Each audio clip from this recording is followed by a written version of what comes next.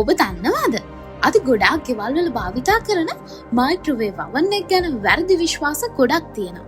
සමහර අය හිතනවා මයික්‍රෝවේව් එක ආහාර විකිරණශීලී කරනවා කියලා. නමුත් ඒක නෙමෙයි ඇත්ත. මයික්‍රෝවේව් oven එක වැඩ කරන්නේ විද්‍යුත් චුම්බක තරංග භාවිතා කරලා ආහාරයේ ජල අනුකම්පනය කිරීමෙන්. ඒ නිසා ආහාරය ඉක්මනින් රත් වෙනවා.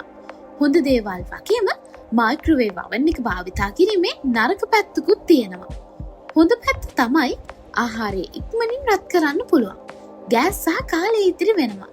නිවැරදිව භාවිතා කළොත් ආරක්ෂිතයි.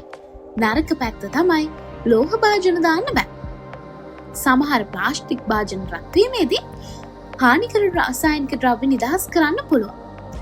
අපි පුංචි මිදිගෙඩි දෙකක් කපලා මයික්‍රෝවේව් එකට දැම්මොත් කුඩා විදුලි ගිනි පිපුරු ඇති වෙන්න පුළුවන්. බිත්තර සම්පූර්ණයෙන්ම මයික්‍රෝවේව් එකට දැම්මොත් පුපුරන්නත් පුළුවන්. ඒ කියන්නේ මයික්‍රෝවේව් oven එක භයානක උපකරණයක් නෙමෙයි. හැබැයි වැරදි විදියට භාවිතා කළොත් ප්‍රශ්න ඇති වෙන්න පුළුවන්. ඔබ දන්න මයික්‍රෝවේව් එකට දාන්න බැරි දේවල් මොනවද? කමෙන්ට් කරන්න.